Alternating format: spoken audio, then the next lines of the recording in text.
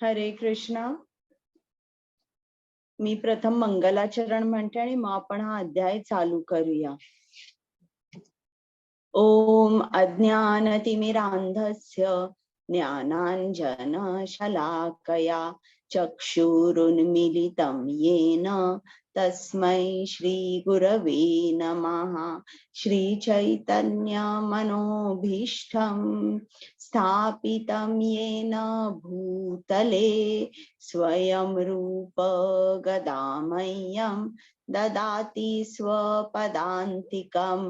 नम ओं विष्णुपादाय कृष्ण पृष्ठाय भूतले श्रीमते भक्ति वेदांत स्वामिन् इति नामिने. नमस्ते सारस्वते देवे गौरवाणी प्रचारिणे निर्विशेष शून्यवादी पाश्चात्य देश तारिणे. हे कृष्णा करुणा सिंधु दीनबंधु जगतपते गोपेश गोपिका कांत राधाकांत नमोस्तुते. तप्त कांचन गौरांगी राधे वृंदावनेश्वरी वृषभानुसुते देवी प्रणमामि हरिप्रिये. जय श्री कृष्ण चैतन्य प्रभु नित्यानंद श्री अद्वैत गदाधर श्रीवासादि गौर भक्त वृंद. हरे कृष्ण कृष्ण कृष्ण हरे हरे हरे राम राम राम हरे हरे. प्रथम श्री श्री राधा गोविंदांना आपण साष्टांग नमस्कार करूया. त्यांचे आशीर्वाद घेऊन हा अध्याय चालू करूया. त्याचप्रमाणे कृष्ण कृपामूर्ती श्रील प्रभुपाद ज्यांनी आपल्यासाठी सोप्या शब्दात गीता लिहिलेली आहे त्यांचे सुद्धा आशीर्वाद घेऊया आणि मग याचा अध्ययन करूया. प्रेमा माताजी आणि नामानिष्ठ प्रभूजी ज्यांनी या स्लाइड्स तयार केल्यात, हा उपक्रम चालू केला, त्या दोघांनाही मी नमस्कार करते आणि मग आपला अध्याय चालू करते. आता कालचा अध्याय 8वा अध्याय आपण शिकलो. त्या अध्यायाचं नाव काय आहे? कोण सांगेल? अक्षर ब्रह्मयोग. Very good. आता अर्जुनानी प्रथमच हा अध्याय चालू झाला हा प्रश्नाने चालू झाला. तर अर्जुनानी कोणकोणते प्रश्न विचारले सांगता येतील का?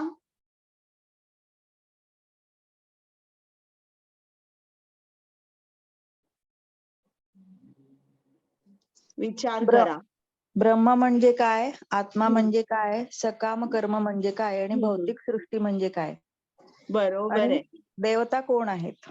हा, अधिदैव म्हणजे काय, अधियज्ञ म्हणजे काय, अध्यात्म म्हणजे काय, यज्ञ कुठे वास करतो, आणि शेवटचा प्रश्न आहे की प्रयाण काले जर स्मरण व्हायचं असेल तर आपल्याला काय करावं लागतं? कोणाचं स्मरण? श्रीकृष्णाचं स्मरण. तर हे असे अर्जुनाचे प्रश्न होते आणि मग त्याची उत्तर प्रत्येक ब्रह्म म्हणजे काय, अध्यात्म म्हणजे काय याची उत्तर श्री कृष्णाने अर्जुनाला दिली. आणि मग आता आपण पुढे जाऊन बघतोय. आता कुमुद माताजी 8.10 झालं होतं का आपलं? नाही, एक मिनिट पाठीमागे घ्या, एकच श्लोक. एक मिनिट.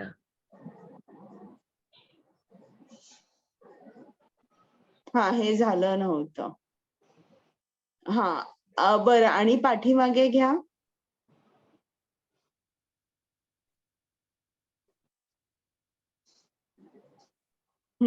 हे झालं होतं. तर प्रत्येक जण जर काही माणसं असतात त्यांना ध्यान करायला खूप आवडतं. आता नेक्स्ट स्लाइड.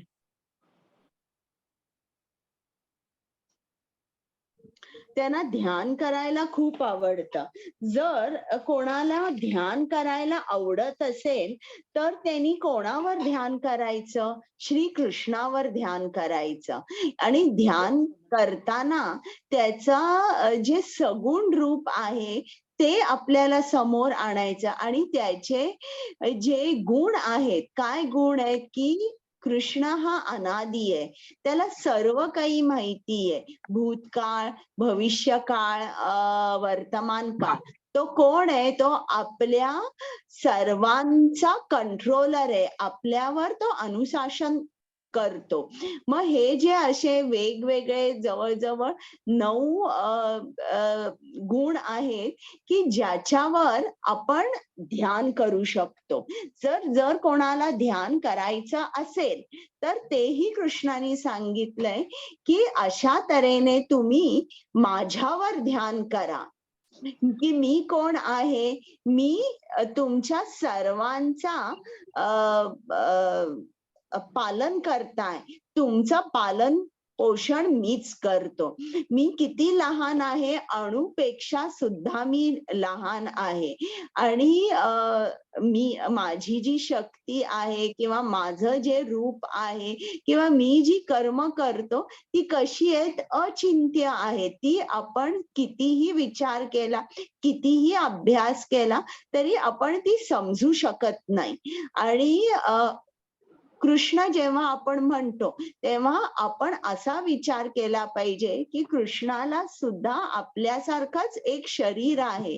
त्याला 2 हात आहे. त्याचा वर्ण मेघश्याम आहे आणि त्याच्या डोक्यावर मोरपीस आहे, हातात बासरी आहे. तर असं रूप नेहमी आपण समोर आणून ध्यान केलं पाहिजे. आता पुढचा श्लोक. आता 1 मिनिट, याच्या पाठची जी स्लाइड आहे त्याच्यामध्ये त्यांनी दाखवलंय की देव देवता आहेत ते सुद्धा कृष्णावर ध्यान करत आहेत. तर ती स्लाइड आपण एकदा जर असं दाखवा.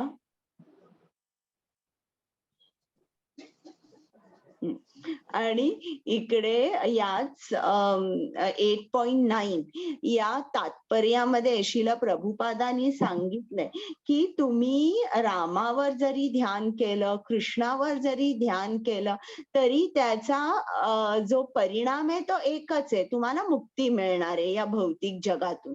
आता इकडे बघा, ब्रह्मदेव आहे. ब्रह्मदेव हे ध्यानास्थ आहे. ते कोणावर ध्यान करत आहेत? विष्णूवर ध्यान करत आहेत. किंवा इकडे शंकर, ते सुद्धा ध्यानास्थ आहेत. ते कोणावर ध्यान करत आहे? कृष्णाच्या संकर्षण रूपावर ते ध्यान करत आहेत. तर अशा तऱ्हेने आपण ध्यान करू शकतो, पण कृष्णाच्या सगुण रूपावरच आपण ध्यान करायचंय. आणि जे 9 गुण सांगितले आहेत त्या गुणांवर ध्यान करायचं आहे. याला गुणानुसंधान ध्यान म्हणतात. आता हे अवघड आहे एकदम. जे बिगिनर्स आहेत त्यांना ध्यान वगैरे करायला जमत नाही. आपल्याला जर ध्यान करायचंच असेल तर आपल्याला गुरुचं मार्गदर्शन लागतं. आपल्याला एक शिस्त पाळावी लागते. मग आपण त्या स्टेज पर्यंत पोहोचू शकतो. पुढची स्लाइड.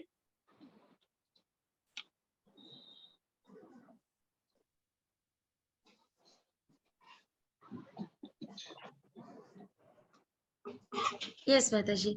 प्रयाण काले मनसा चलेना भक्त्या युक्तो योग बलेन चैव भ्रुवोर्मध्ये प्राणम आवेश्य सम्यक सतम परम पुरुषम उपैति दिव्यम. हरे कृष्णा. माताजी 1 मिनिट अनुवाद. हरे कृष्ण. जो मनुष्य अंतकाळी दोन्ही भुवयांमध्ये प्राणवायूला स्थिर करतो आणि योग सामर्थ्याद्वारे अविचलित मनाने पूर्णपणे भक्तिभावित होऊन भगवत स्मरण करण्यामध्ये युक्त होतो, त्याला निश्चितच भगवंताची प्राप्ती होते. हरे कृष्ण. आता इकडे त्यांनी काय सांगितलंय? योग मिश्र भक्ती जी आहे ती सांगितली आहे. आता भगवद्गीतेमध्ये बघा, कितीतरी तऱ्हेच्या साधना आपल्याला सांगितलेल्या आहे. कर्मयोग, ज्ञानयोग, ध्यान योग किंवा हठयोग. तर प्रत्येकाचा जे प्रत्येकाचा स्वभाव जो असतो ना, तो वेगवेगळा असतो किंवा आवडी वेगवेगळ्या असतात. एकाला भजन म्हणायला आवडतं, तर एकाला ध्यान करायला आवडतं, कोणाला खूप सेवा करायला आवडते.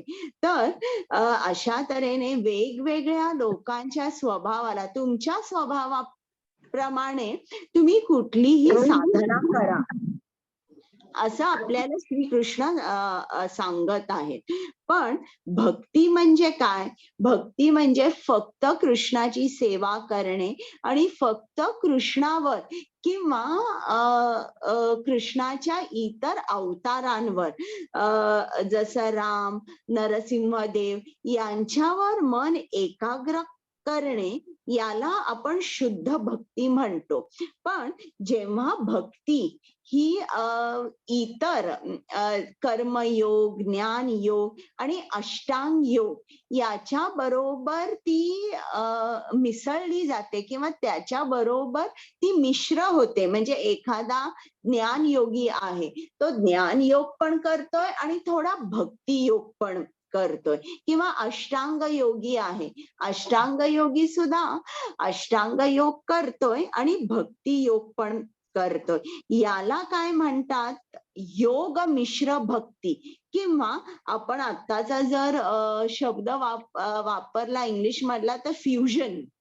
तुम्हाला माहितीये ना, आता हॉटेलमध्ये वगैरे आपण जर गेलो तर एक काय म्हणतात, चायनीज मसाला डोसा. तर ऍक्च्युली मसाला डोसा जो प्लेन असतो, त्याच्यामध्ये ते काहीतरी सोया सॉस घालतात आणि आतमध्ये त्यांचं जे चायनीज व्हेजिटेबल वगैरे घालतात आणि म्हणतात चायनीज मसाला डोसा. तर असं फ्युजन. तर इकडे सुद्धा जेव्हा अष्टांग योग, कर्मयोग, ज्ञान योग याच्या बरोबर जेव्हा भक्ती मिसळली जाते, तेव्हा याला योग मिश्र भक्ती असं म्हणतात. तर जो शुद्ध भक्त असतो, तो कधीच अशी मिश्र भक्ती करत नाही, कारण त्याला त्याची गरजही वाटत नाही. तो कृष्ण भावनाभावी जीवन जगत असतो आणि सतत कृष्णाचा विचार करत असतो. त्याच्यामुळे त्याला गरज भासत नाही योग मिश्र भक्ती करायची.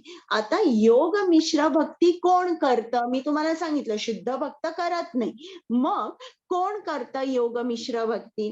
तर ज्या भक्तांना काहीतरी स्वतःसाठी हवंय, त्यांना स्वतःसाठी मुक्ती हवी असते किंवा त्यांना काही सिद्धी हवी असते, तर अशा लोकांना, ज्यांना स्वतःसाठी काहीतरी हवं असतं, भलं ते भौतिक नसेल, पण त्यांना स्वतःसाठी काहीतरी हवं असतं, त्याला म्हणतात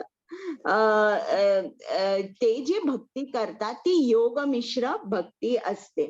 मग या योग मिश्र भक्तीमध्ये इकडे आपल्याला दिसतं की कृष्णाने असं सांगितलेलं आहे की तुमचा जो आता जे हठयोगी असतात बघा, त्यांच्या ब्रेथवर भरपूर कंट्रोल असतो, खूपच कंट्रोल असतो. मग त्यांना काय सांगितलेलं आहे की तुम्ही तुमचा प्राणवायू सुषुम्ना नाडीतून, जी नाडी आपल्या स्पायनल कॉर्डहून, मणक्यातून एकदम वर जाते, तर ती त्या सुषुम्ना नाडीतून तुमचा प्राणवायू तुम्ही वर खेचा आणि तो तुमच्या आज्ञा चक्रापर्यंत आणा. म्हणजे तुमच्या भुवयीच्या मधलं जे चक्र आहे तिकडे आणा आणि तिकडे तुम्ही माझाच विचार करा. पूर्ण वेळ तुम्ही माझं स्मरण करता करता तिकडनं जेव्हा तुम्ही प्राणवायू सोडाल, तेव्हा तुम्ही निश्चितच मला येऊन माझ्यापर्यंत पोहोचू शकाल. तर हे जे आहे याला षटचक्र योग म्हणतात. आणि 6 चक्रांवर ते हळूहळू स्टेप बाय स्टेप ते शिकवतात, की आता तुमचा प्राणवायू आहे तो मूलाधार चक्रापर्यंत आणा. मग त्याच्यावर स्वाधिष्ठान चक्र, त्याच्यावर मणिपूर चक्र, मग हृदय चक्र किंवा अनाहत चक्र, मग कंठ चक्र, असं करून करून ते शिकवतात. स्टेप बाय स्टेप प्रत्येक चक्रावर प्राणवायू कसा आणायचा. मला डिटेलमध्ये हे एवढं काय चक्रयोग माहित नाहीये, पण हे जे आहे हे असं आहे. आणि मग शेवटी आज्ञा चक्रापर्यंत आल्यावर तिकडे कृष्णाचं स्मरण करत करत जेव्हा तुम्ही प्राण सोडता तेव्हा तुम्हाला कृष्णाची प्राप्ती होते.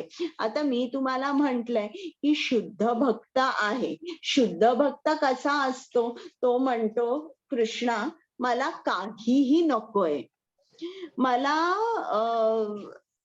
फक्त तुझी सेवा करायची आहे, मला तुझ्याशिवाय काही नकोय, मला सिद्धी नकोय, पैसा नकोय, कुठल्याही माझ्या भौतिक इच्छा नाही, तू मला कुठेही जन्म दे. असंही नाही की मला कृष्ण लोकातच यायचंय, नाही, तुझी जी इच्छा आहे ती परम आहे. मला फक्त असं ठिकाण दे की जिकडे मी सदैव तुझी सेवा करत राहीन. आता तुम्हाला माहितीये ना आपल्या मराठी याच्यामध्ये एकनाथ की नामदेव, मला वाटतं नामदेव, हा नामदेव होते. तर जनाबाई त्यांच्या घरी काम करायची, सगळं झाडायची, पुसायची, कपडे धुवायची आणि ताट वगैरे घासायची, भांडी घासायची, सगळी कामं ती करायची. आणि तिला ती सदैव विठ्ठलाचं नाम घेत राहायची, विठ्ठल विठ्ठल विठ्ठल. तर असं ती इतकी विठ्ठलमय झाली होती की विठ्ठल स्वतः तिला मदत करायला येत असे. आणि असंच ती एकदा तिने अनेक कविता किंवा अभंग रचले. त्यापैकी एकात तिने असं म्हटलंय विठ्ठलाला की तू मला नामदेवांच्या घरी पुढचा जन्म कुत्र्याचा किंवा एखाद्या पोपटाचा दिलाच तरीही चालेल, पण मला संताच्या घरी पक्ष्याचा, प्राण्याचा, किड्याचा जन्म जरी दिला तरी चालेल, पण मला तुझं नाम सतत ऐकू येऊ दे, तुझी स्तुती सतत ऐकू येऊ दे, असं मला घर दे.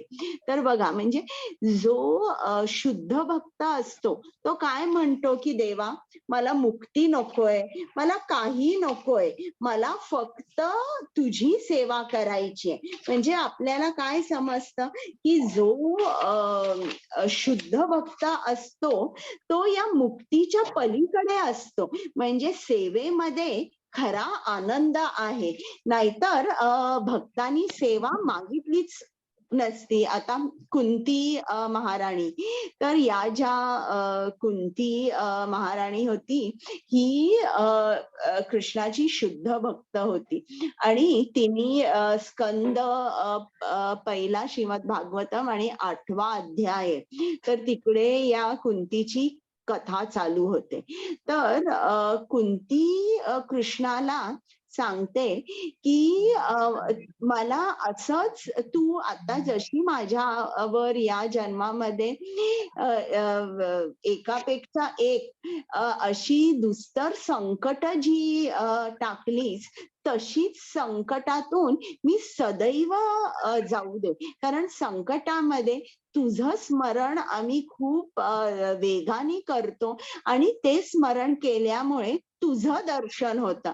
आणि तुझं दर्शन झालं की परत जन्म मृत्यू या चक्रात आम्ही कधीच अडकणार नाही. त्याच्यामुळे तू अशी जी संकट आहे ती आमच्यावर तू आम्हाला देत राहा, ज्याने आम्हाला तुझं सतत दर्शन होईल. म्हणजे बघा, जो शुद्ध भक्त असतो तो हे सुद्धा मागत नाही की मला संकट नको, इतकं सुद्धा तो मागत नाही. म्हणजे असा जो भक्त असतो त्याला मुक्ती म्हणजे जेव्हा भक्ताला मुक्ती मिळते तेव्हा त्याला मुक्ती म्हणत नाही, त्याला विमुक्ती असं म्हणतात.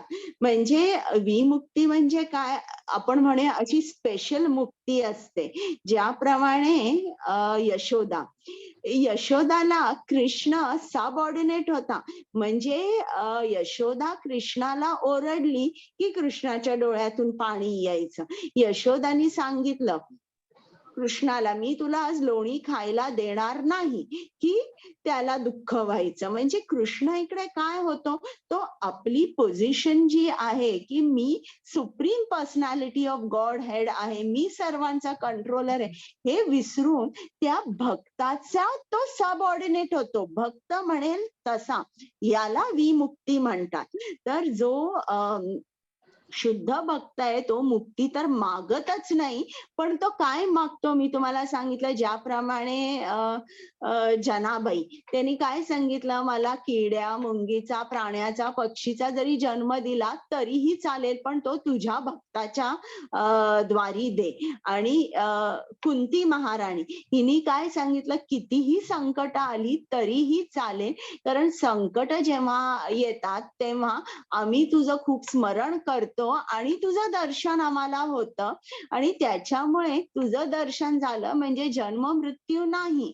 तर भक्त आहेत ते असं मागतात, मुक्ती सुद्धा मागत नाहीत, आणि उलट तर संकट दिली तरीही त्यांना आनंद असतो. म्हणजे इतके ते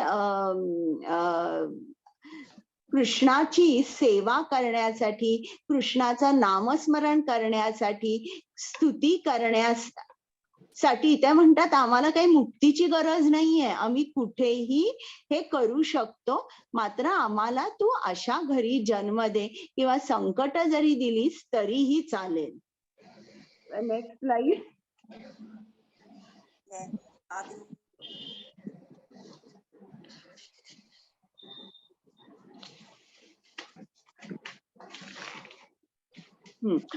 आता अर्जुनाला हा जो षटचक्र योग आहे ना, हा समजलेला नाही, म्हणून कृष्णाने थोडस आणि जरास डिटेल मध्ये हे सांगितलेलं आहे.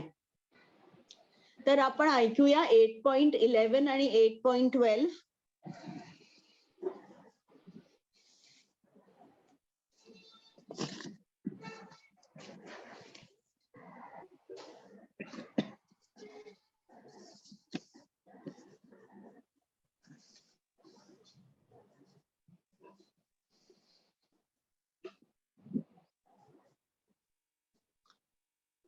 कुमुद माताजी.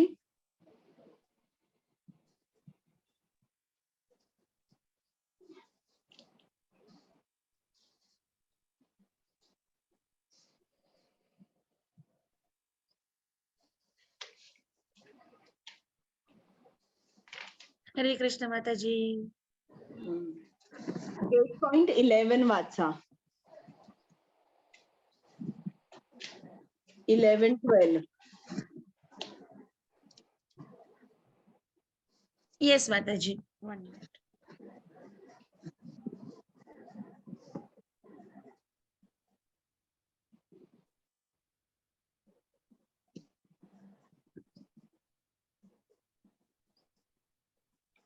येस माताजी. 1 minute. यदक्षरं वेदविदो वदन्ति विशन्ति यतयो वीतरागः यदिच्छन्तो ब्रह्मचर्यं चरन्ति तत्ते पदं संग्रहेण प्रवक्ष्ये. हरे कृष्णा. जे ओंकाराचे उच्चारण करतात आणि जे संन्यासाश्रमी महर्षी आहेत ते ब्रह्मामध्ये प्रवेश करतात, अशा सिद्धीची इच्छा करणारे साधक ब्रह्मचर्य व्रताचे आचरण करतात. मनुष्य ज्या योगे मुक्त होईल त्या विधीचे संक्षिप्त वर्णन आता मी तुला सांगतो. सांगा वाचा. येस. सर्वद्वाराणि संयम्य मनोहृदि निरुध्य च मूर्ध्य धायात्मन प्राणम आस्थितो योग धारणा. अनुवाद: सर्व इंद्रियांच्या क्रियांपासून निवृत्त होणे म्हणजेच योग अवस्था किंवा योग धारणा होय. इंद्रियांची सर्व द्वारे संयमित करून आणि मनाला हृदयामध्ये तसेच प्राणवायूला मस्तकामध्ये स्थित करून मनुष्य स्वतःला योगामध्ये स्थित करतो. हरे कृष्ण. आता बघा इकडे 8.11 मध्ये 8.11, 12, 13 यात षटचक्र योगाबद्दल कृष्णाने सांगितलंय. पण सुरुवातच त्यांनी जो श्लोक म्हटलेला आहे 8.11 त्यात संग्रहेण हा शब्द वापरलेला आहे. संग्रहेण म्हणजे काय? इन शॉर्ट, संक्षिप्त किंवा इन ब्रीफ. तर कृष्ण या षटचक्र योगाबद्दल सांगतोय पण त्याला जास्त माहिती तो देत नाहीये. का? कारण हा जो मार्ग आहे योग मिश्र भक्तीचा मार्ग हा तसा सोपा नाहीये आणि प्रत्येकाला तो सुटेबल पण नाहीये. प्रत्येक जण तो करू शकत नाही आणि एवढं करून सुद्धा तुम्हाला शेवटी कोणाची प्राप्ती होते? ब्रह्म किंवा ब्रह्मन म्हणजे ब्रह्म ज्योतीची प्राप्ती होते. आणि हा जो मार्ग आहे याच्यामध्ये अनेक गोष्टी तुम्हाला सांभाळाव्या लागतात किंवा तुम्हाला अगदी जर ध्येय गाठायचंय तर कडक नियम पाळावे लागतात. जसं म्हणजे एक तर तुम्हाला भौतिक कुठलीही अटॅचमेंट ठेवता येत नाही. तुम्ही असं म्हणा की तुम्हाला संन्यासच घ्यावा लागतो. आणि मुख्य म्हणजे ब्रह्मचर्य हे तुम्हाला पाळावं लागतं, जे की श्रील प्रभुपाद लिहितात की आत्ताच्या युगामध्ये हे खूप अवघड आहे आणि त्याच्यामुळे हे आपण पाळू न शकल्यामुळे आपला हा योग सुद्धा पूर्ण होऊ शकत नाही. तर इकडे त्यांनी 6 चक्र दाखवलेली आहेत बघा. षटचक्र योग लिहिलेला आहे आणि प्राणवायू हळूहळू एका चक्रातून वरपर्यंत आणि शेवटी भुवयांच्या मध्ये आज्ञाचक्रापर्यंत तो आपण नेतो आणि तिकडनं आपण तो प्राणवायू सोडतो. मग त्याच्यानंतर हा जो योगी आहे याला काय करावं लागतं? तर पहिलं म्हणजे सगळ्या भौतिक इच्छा ज्या आहेत त्याला कुठलीही इच्छा ठेवायला येत नाही. असं म्हणा की संन्यास धर्म त्याला धारण करावा लागतो, ब्रह्मचर्य व्रताचं पालन करावं लागतं आणि ओम या शब्दाचा हा शब्द उच्चारावा लागतो किंवा ओम शब्दावर हे योगी ध्यान करतात. आणि असं करत करत शेवटी ते काय करतात? त्यांचं जे मन आहे ते हृदयामध्ये स्थित असलेला जो परमात्मा आहे त्याच्यावर ते एकाग्र करतात. तर ही झाली योग मिश्र भक्ती. योग मिश्र भक्तीमध्ये पुढे 8.12 मध्ये सांगितलंय की तुम्ही तुमची सर्व जी इंद्रिय आहेत ती बाहेरच्या जगाला ही या इंद्रियांची द्वार पूर्ण बंद झाली पाहिजे. म्हणजे प्रत्याहार की या भौतिक जगातून ही इंद्रिय त्यांच्या विषयांकडे पळत असतात. पूर्ण ते पळणं त्यांचं थांबवायचं. म्हणजे इतका कंट्रोल आला पाहिजे की तुमचं मन इंद्रियांच्या विषयांकडे गेलंच नाही पाहिजे. आणि असं जेव्हा आपण करतो तेव्हा आपण अतींद्रिय होतो. म्हणजे इंद्रिय तुमची आतमध्ये वळतात आणि जेव्हा आतमध्ये पूर्णपणे इंद्रिय वळतात तेव्हा मग तुमच्या मनाचा जो फोकस आहे तो परमात्म्यावर जो हृदयात स्थित आहे तसा होऊ शकतो. आणि मग तुम्ही जेव्हा कृष्णाला पूर्णपणे शरण जाता मग अशा तऱ्हेने तुम्ही प्राणवायू वर वर वर आज्ञाचक्रापर्यंत आणून तिकडनं तो सोडू शकता. तर हे जे आहे यात शिल प्रभुपाद म्हणतात सर्व द्वाराणी संयम्य, हे हा 12वा श्लोक मी सांगते तुम्हाला. त्यात त्यांनी सांगितलंय म्हणजे तुमच्या शरीराचे जे सगळे गेट्स आहेत, जे सगळे द्वार आहे, तिकडे अगदी गार्ड केले पाहिजे की मी काही चुकीचं करत नाहीये ना, किंवा माझी इंद्रिय ही माझ्या कंट्रोलमध्ये आहेत ना. तर असं करून आपण मग आपलं मन जे आहे ते हृदयामध्ये मनाला जणू काही एक लॉक केलं पाहिजे की आता मन तू इंद्रियांकडे तर जायचंच नाही, पण एकसारखं हृदयामध्ये त्याला लॉक करून ठेवायचं. हा, आता आपण पुढची स्लाइड बघूया. 8.12 आहे ना कुमुद माताजी? नाही माताजी, 13. बरं, हा 13, मग वाचा. येस माताजी. ओमित्येकाक्षरं ब्रह्म व्याहरन् मामनुस्मरन् य प्रयाति त्यजन् देहं स याति परमां गतिम्. अनुवाद: योगाभ्यासामध्ये स्थिर झाल्यावर परम पवित्र ओंकाराचे उच्चारण करीत जर कोणी भगवंताचे स्मरण केले आणि आपल्या देहाचा त्याग केला तर त्याला निश्चितच आध्यात्मिक लोकाची प्राप्ती होते. हरे कृष्णा. संगीता माताजी, तुम्ही नाही आहात का? तुम्ही का वाचत नाही? आहे, पण या कुमुद माताजी वाचतात आहे ना, त्याच्यामुळे मी काही सुरुवात नाही केली. बरं, मग आता पुढचा श्लोक जो हो, येईल चालेल. तो तुम्ही अनुवाद वाचा. चालेल, तर चालेल. आता आपल्याला या 13व्या श्लोकामध्ये काय समजतंय की ओंकारावर खूप भर दिलेला आहे. आता जेव्हा हा पूर्ण ब्रह्मांड तयार झाला तेव्हा पहिल्यांदा जे काय तयार झाला तो म्हणजे ध्वनी. कुठला ध्वनी? ओंकार किंवा प्रणव आपण म्हणतो.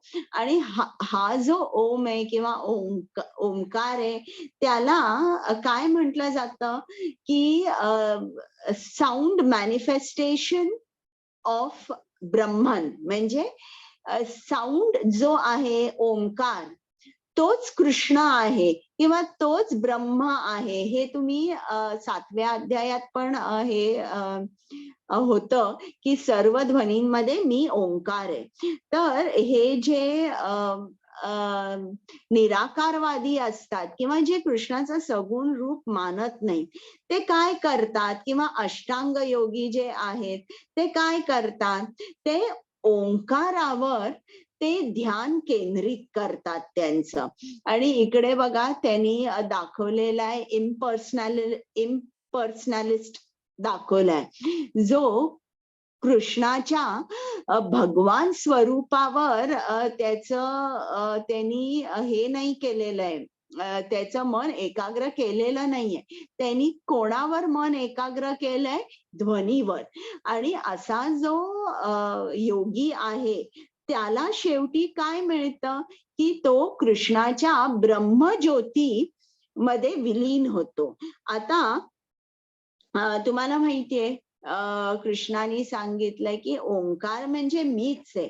मग जो शुद्ध भक्त असतो, त्या बाजूचा ज्या स्लाइड्स आहेत त्यात त्यांनी खाली भक्त दाखवलेले आहेत, ते हरे कृष्ण महामंत्र म्हणतात.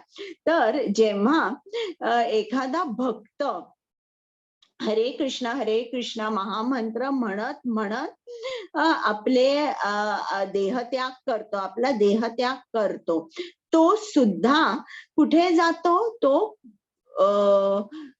जे गोलोक वृंदावन आहे किंवा वैकुंठ आहे तिकडे तो जातो. पण जो इम्पर्सनलिस्ट आहे किंवा निराकारवादी, निर्विशेषवादी, हा कुठे जातो? हा कृष्ण लोकावर जात नाही, पण त्याच्या भोवती जो प्रकाश असतो, जी ब्रह्मज्योती असते, तिकडेच तो राहतो. त्याला कृष्णाच्या लोकावर एंट्री दिली जात नाही, कारण तो कृष्णाचं भगवान स्वरूप मानत नाही म्हणून. आता आपण पुढचा श्लोक बघूया, 8.14.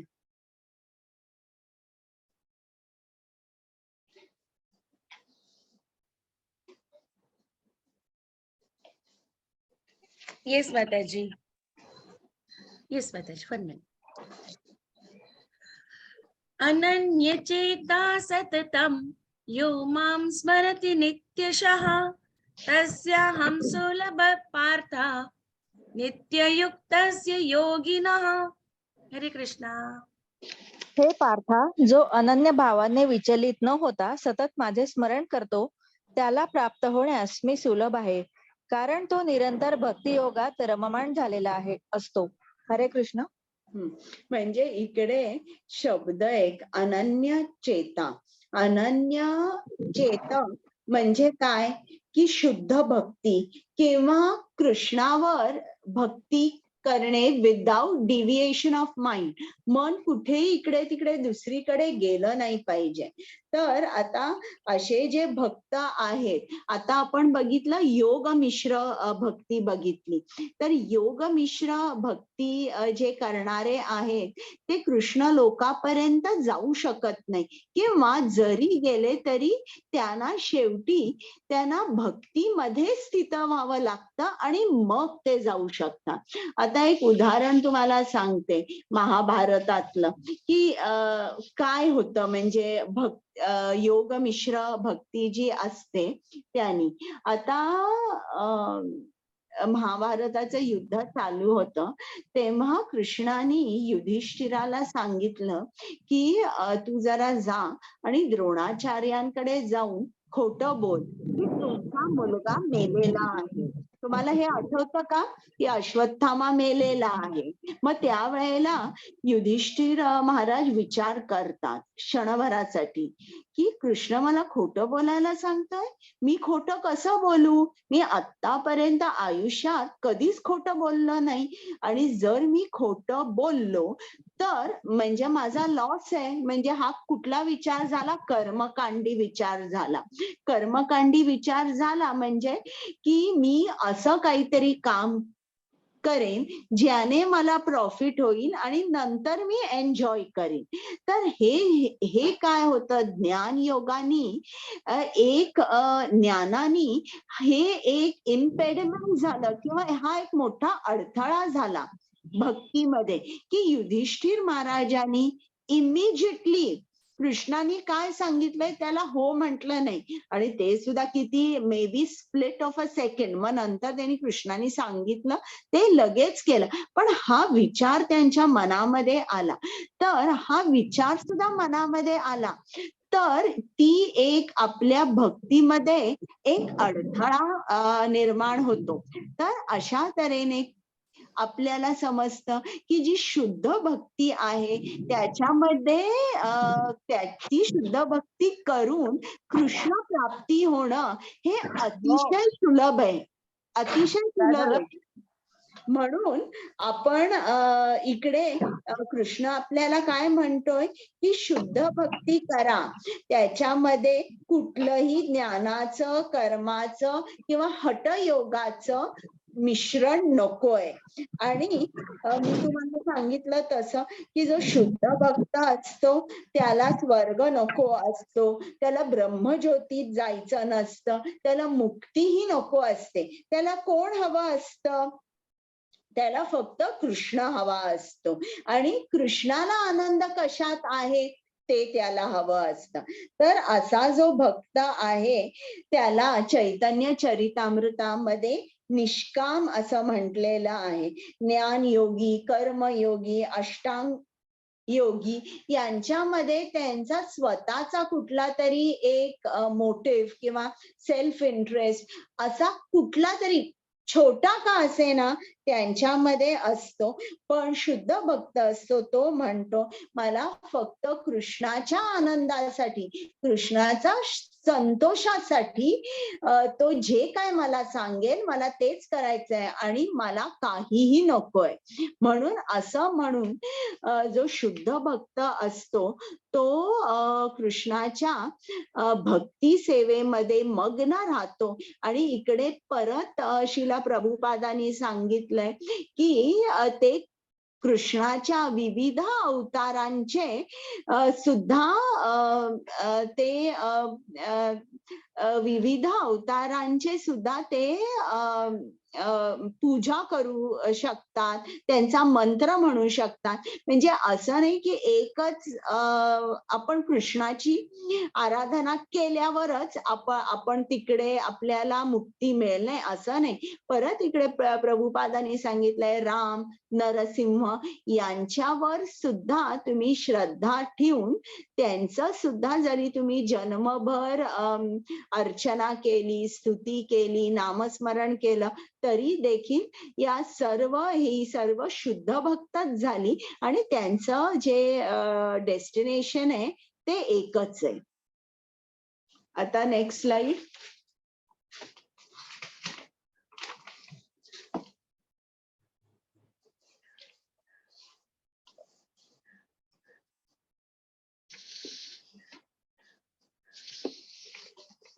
एट 8.15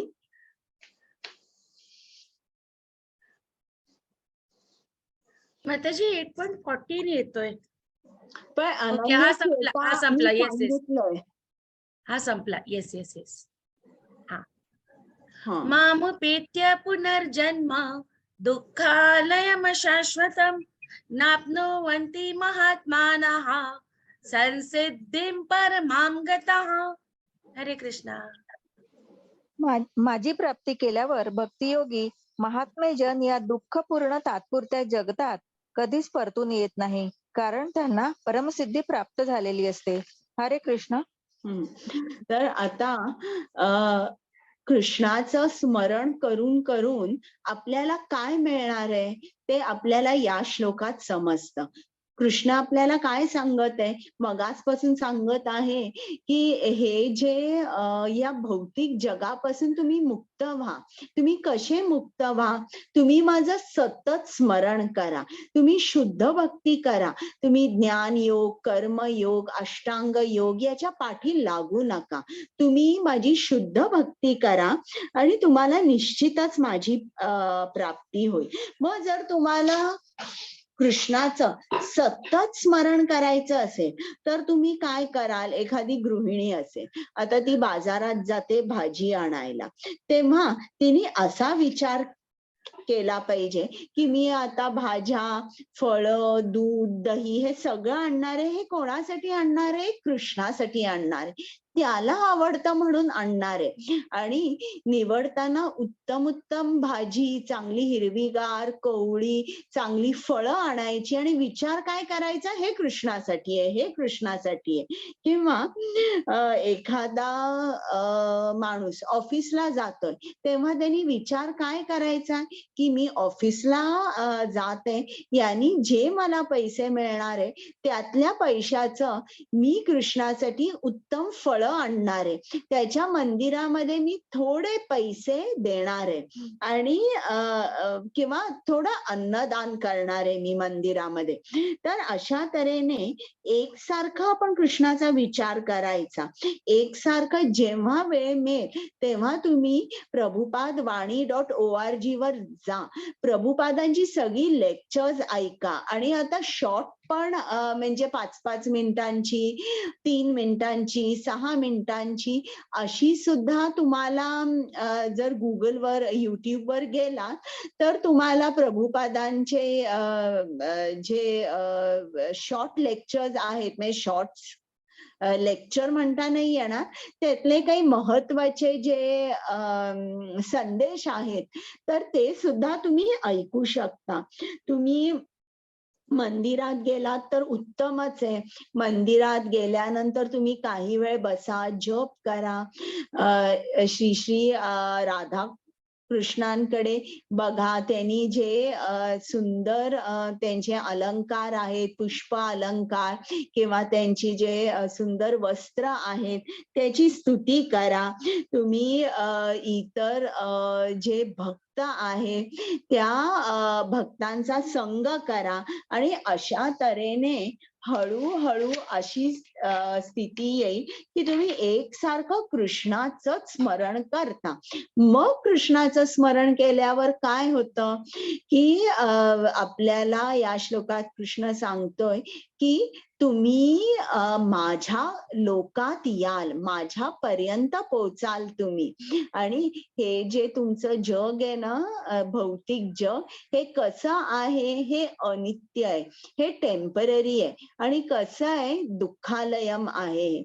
इकडे दुःखाशिवाय काहीच नाहीये. आणि बघा, हे आपल्याला माहित असून सुद्धा आपण काय करत असतो, की आपल्याला एक फॉल्स होप असतो, एक खोटी आशा असते, की नाही हे केलं ना मला याच्यात आनंद मिळेल, नाही हे नाही होतंय ना मग हे जर मला मिळालं तर त्यात खूप आनंद होईल. तर अशा एका खोट्या आशेच्या पाठीमागे आपण असतो. पण खरा आनंद कुठे आहे? कृष्ण भावना भावित जीवन जगण्यात खरा आनंद आहे. तर तिकडे गेल्यानंतरच तुम्ही समजू शकता की हा भौतिक जगातला जो आनंद आहे तर तो आनंद नाहीच आहे. वाटणारा आनंद जो आहे त्याचं शेवटी जे रूपांतर आहे ते दुःखातच होतं. म्हणून कृष्ण आपल्याला सांगत आहे की तुम्ही हे जे भौतिक जग आहे, या भौतिक जगाशी तुम्ही भौतिक जगाची आसक्ती सोडा आणि तुम्ही माझं सतत स्मरण करा. असं केल्याने तुमचं जन्म मृत्यूचं जे चक्र आहे ते तुम्ही मोडून तुम्ही माझ्याकडे याल. आता नेक्स्ट स्लाइड.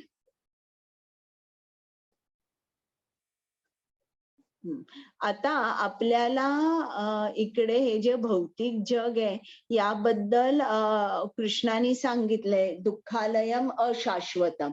पण आता कृष्ण याच्यावर आणि इलॅबोरेट करून आपल्याला आणि डिटेल मध्ये सांगणार आहे की आपल्याला असं वाटेल की हे पृथ्वीच फक्त दुःखालयम अशाश्वतम आहे, स्वर्गात म्हणजे खूपच चांगलं आहे, तर आपण पृथ्वीपासून एकदम गोलोक वृंदावनात कशाला जायला पाहिजे, स्वर्गात आपण जाऊया आणि तिकडे आपण अनेक वर्ष एन्जॉय करूया.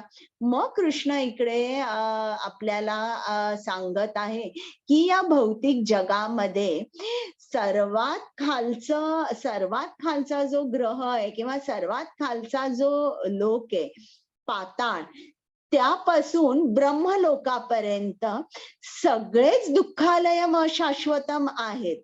तर असं नाही म्हणजे तुमचं या 14 लोकांमध्ये तुम्ही कुठेही राहू नका, तुम्ही थेट माझ्याकडे या. आता आपण ऐकूया 8.16.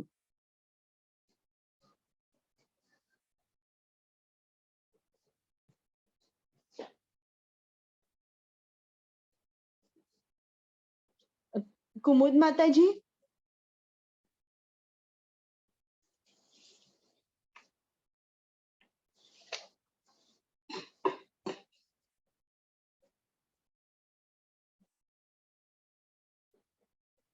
हरे कृष्ण माताजी. 8.16.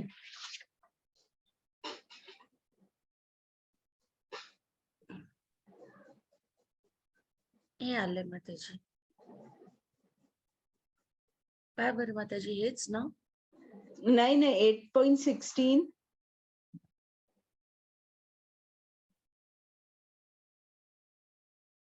हा माताजी, हे होतं ऑलरेडी. हा हे फक्त वाचा, मी हे सांगितलंय याचं. अनुवाद वाचू का माताजी 8.16 चा? हा श्लोक वाचला तरी चालेल. येस. संगीता माताजी, तुम्ही अनुवाद वाचाल? हो वाचेन. ब्रह्म भुवनान् लोकाः पुनरावर्तिनोऽर्जुन मामुपेत्य तु कौन्तेय पुनर्जन्म न विद्यते. हरे कृष्ण माताजी, वाचाल? प्राकृत जगतातल्या अत्युच्च ब्रह्मलोकापासून ते सर्वात खालच्या लोकापर्यंत सर्व लोक दुःखाची स्थाने आहेत. या लोकात वारंवार जन्म मृत्यू होतात, परंतु हे कौंतेया, जो माझ्या धामाची प्राप्ती करतो त्याला कधीच पुनर्जन्म नसतो. हरे कृष्ण. म्हणजे कृष्ण बघा आपल्याला किती सांगत आहे त्याच्या धामाबद्दल. ज्या काही आपल्याला शंका असतील त्या सर्व सांगत आहे आपल्याला की तुम्ही हे लोक आहे हे सोडा, हे चांगलं नाहीये. आणि बघा आपण कसे असतो, आता आपण साधं आपल्या मुलांना काय सांगतो, साधारणपणे कुठल्याही फॅमिलीमध्ये बघा आई किंवा वडील आपल्या मुलांना सांगतात चांगला अभ्यास करा, कष्ट करा, आणि मग पुढे मोठे झाल्यावर तुमचं जीवन कसं होईल, एकदम छान होईल, कम्फर्टेबल होईल, तुमच्याकडे चांगले पैसे असतील आणि तुम्ही एक डिसेंट लाईफ जगू शकाल. तर हे आपण जे सांगतोय ना हे खरं खोटं आहे. म्हणजे कसं म्हणतात तसं आपण ते कुठली तरी खोटी आशा देऊन त्यांना सांगतोय की तुम्ही एकदम सुखी राहाल. थोड्या एका अर्थाने जर तुम्ही बघितलं तर ते बरोबर आहे की तुम्ही तुमच्या ज्या डे टू डे हार्डशिप्स आहे त्या थोड्या कमी होतात जेव्हा तुम्ही चांगलं शिकता, पैसे मिळवता. पण एखादा जो ज्ञानी माणूस आहे, ज्याने अध्यात्म शास्त्र वाचलेलं आहे, तो काय सांगेल की हो हे अभ्यास वगैरे केला पाहिजे, पण त्याच्याबरोबर तुला नामस्मरण सुद्धा केलं पाहिजे. कृष्ण कोण आहे हे जाणून घेतलं पाहिजे. कारण आनंद जो आहे हा आनंदाचा उगम कृष्ण आहे. हे भौतिक जग कसं आहे, हे टेम्पररी आहे, हे दुःखालय अशाश्वतम आहे. त्याच्यामुळे तू अभ्यास चांगला केला पाहिजेच, पण हे जे तुझी जी आध्यात्मिक ड्युटी आहे किंवा कॉन्स्टिट्यूशनल ड्युटी किंवा प्राईम ड्युटी काय आहे की नामस्मरण करायचं, ही तू चुकवू शकत नाही. तर आपल्याला समजतं की इकडे सगळीकडे पाताळापासून इकडे लिहिलंय बघा, हेल इज जस्ट पेन, आणि पृथ्वीवर काय चाललंय हे माहितीये आपल्याला. आणि आपल्याला काय वाटतं की स्वर्ग लोकावर गेल्यावर आनंद आहे, पण श्रीमद भागवतम वाचल्यावर तिकडेही तुमच्या लक्षात येईल, तिकडे असं दिसेल की स्वर्गात मध्ये सुद्धा पॉलिटिक्स चालू आहे. इंद्र आहे तो अत्यंत भयभीत होतो जेव्हा कोणीही माणूस पाताळावर अथवा स्वर्गामध्ये किंवा पृथ्वीवर ध्यान लावून बसतो किंवा यज्ञ करायला लागतो, तेव्हा मात्र तो खूप घाबरतो. कारण त्याला असं वाटतं की उद्या माझी ही जी पोस्ट आहे, इंद्र कोण आहे, स्वर्गाचा राजा आहे, ही पोस्ट गेली तर माझं काय होईल. त्याच्यामुळे ही जी इनसिक्युरिटी आहे ही इंद्राला सुद्धा आहे. म्हणून कृष्ण असं सांगतो की स्वर्गापासून स्वर्गाच्या वर सुद्धा ब्रह्मलोक आहे, ब्रह्मलोकावर सुद्धा जन्म आणि मरण हे आहे. आणि या 14ही लोकांमध्ये 14ही लोक कशी आहेत, दुःखालयम अशाश्वतम. आता पुढे 8.17. आता हा आपला मला वाटतं सेकंड लास्ट सेक्शन आहे. आता या विभागामध्ये भौतिक जग आणि आध्यात्मिक जग यांची तुलना केली आहे. आणि जे आध्यात्मिक जग आहे तिकडे काय काय आहे आणि ते आपल्या भौतिक जगापेक्षा किती श्रेष्ठ आहे हे तुम्हाला लक्षात येईल. आता आपण श्लोक बघूया डायरेक्ट.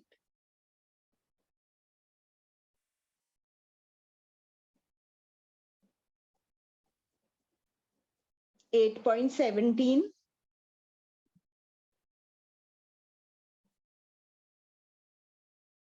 हे का माताजी? नाही, 8.17 वाचा. इथे ना हे राहू देऊ ना माताजी जी, एक मिनिट. 8.17, 18 आणि 19. येस माताजी. सविता माताजी माझ्या बरोबर अनुवाद वाचाल? हो वाचते.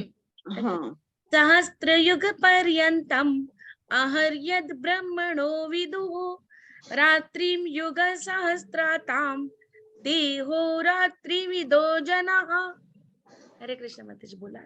मानवी गणनेनुसार 1,000 चतुर्युगे म्हणजे ब्रह्मदेवाचा एक दिवस होतो आणि अशाच 1,000 चतुर्युगांची ब्रह्मदेवाची एक रात्र असते. हरे कृष्ण. हरे कृष्ण. अव्यक्ताद्व्यक्तय सर्वाः प्रभवन्त्यः रागमे रात्र्यागमे प्रलीयन्ते तत्रैवाव्यक्त संज्ञके. हरे कृष्ण माताजी. ब्रह्मदेवाच्या दिवसाचा आरंभ झाल्यावर सर्व जीव अव्यक्तातून व्यक्त होतात आणि त्यानंतर जेव्हा रात्र प्रारंभ होते तेव्हा ते पुन्हा अव्यक्तात लय पावतात. हरे कृष्ण. हरे कृष्ण. भूतग्राम स एवायं भूत्वा भूत्वा प्रलीयते रात्र्यागमे वश पार्थ प्रभवन्त्यः रागमे. हरे कृष्ण. पुन्हा पुन्हा जेव्हा ब्रह्मदेवाचा दिवस होतो तेव्हा सर्व जीव अस्तित्वात येतात आणि ब्रह्मदेवाची रात्र होते तेव्हा आपोआपच त्यांचा लय होतो. हरे कृष्ण. तर आता बघा, इकडे त्यांनी काय सांगितलंय की हे जे पूर्ण भौतिक जग आहे ना, हे आपलं जे भौतिक जग आहे आता महर लोकांपर्यंत काय होतं की हे पूर्ण जेव्हा ब्रह्माची रात्र होते हे सर्व जी सृष्टी आहे ती ब्रह्मामध्ये विलीन होते आणि त्याचा दिवस झाला, देवाचा दिवस झाला की काय होतंय, परत ती सृष्टी जशी आहे तशी मांडली जाते. म्हणजे याची तुलना केलेली आहे की एक लहान मुलगा त्याचा खेळ घेऊन खेळत आणि ब्लॉक्स चा जो खेळ असतो ना ज्यात आपण सुंदर बिल्डिंग वगैरे करू शकतो, अशी त्यांनी पूर्ण बिल्डिंग केलेली आहे आणि रात्री आता त्याची आई म्हणते आता झोपायचंय, ही सगळी खेळणी तुझी परत बॉक्स मध्ये ठेव. मग तो काय करतो, सगळे ते जे ब्लॉक्स असे चांगले रचवलेले आहेत तो काढतो आणि आपल्या बॉक्स मध्ये ठेवतो आणि दुसऱ्या दिवशी उठल्यावर परत तशीच बिल्डिंग करतो. अगदी त्याचप्रमाणे ब्रह्मदेव सुद्धा रात्र जेव्हा होते तेव्हा ही सगळी सृष्टी आपल्यामध्ये घेतो आणि दिवस झाला की ती परत तशी मांडतो. तर ब्रह्मदेवाचा एक दिवस म्हणजे काय, त्याचा एक दिवस म्हणजे 1,000 किंवा 1,000 चतुर्युग. चतुर्युग म्हणजे काय, सतयुग, त्रेतायुग, द्वापारयुग आणि कलियुग असा मिळून एक चतुर्युग असे म्हटले जाते. तर आता हा जो सतयुग असतो तो तुमच्या लक्षात आहे का, किती काळ असतो ते? कोणाच्या लक्षात आहे? त्रेतायुग किती असतो?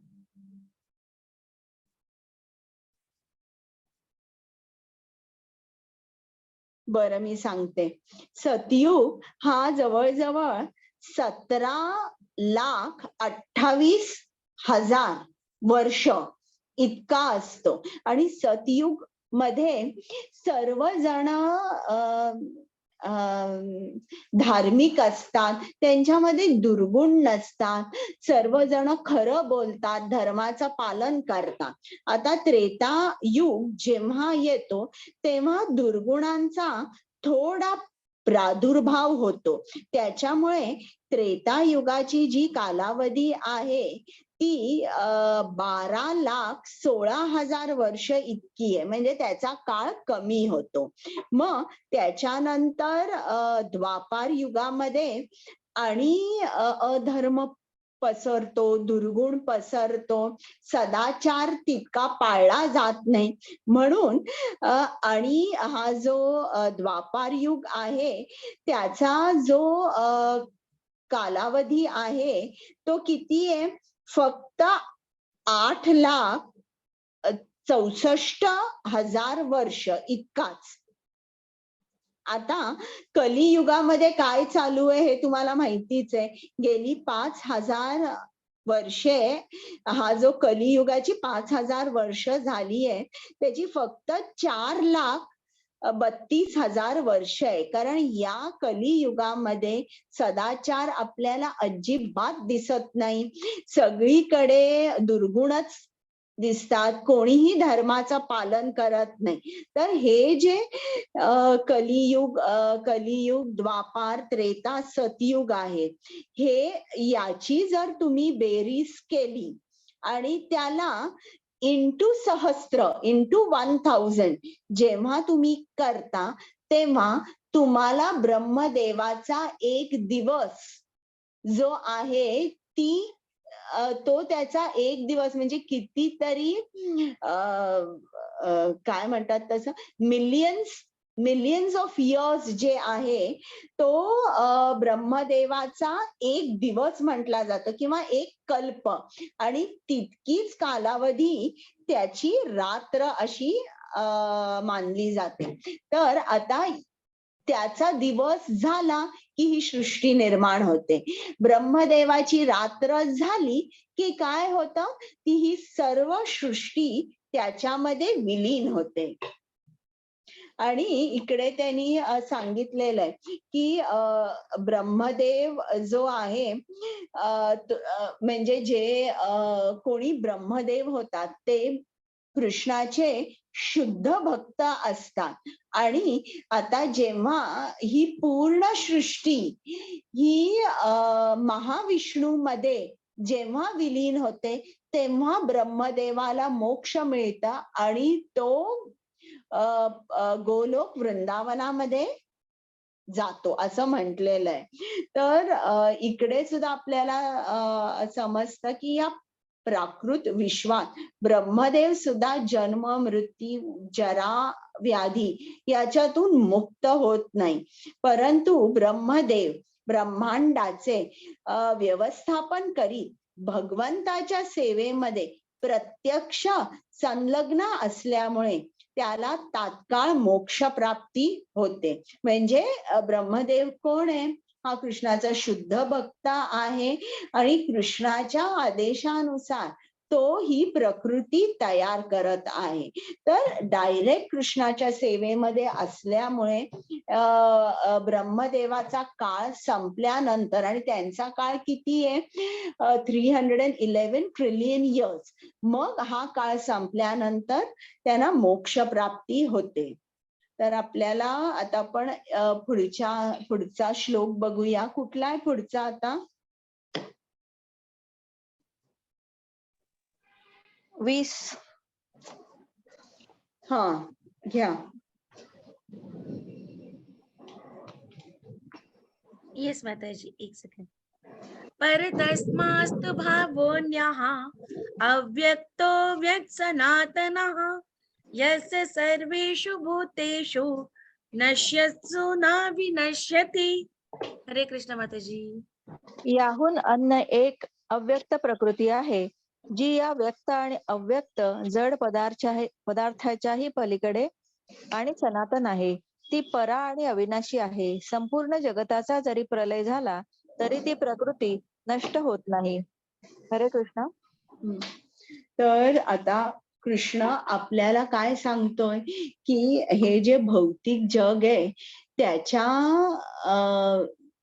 एकदम ऑपोजिट आध्यात्मिक जग आहे.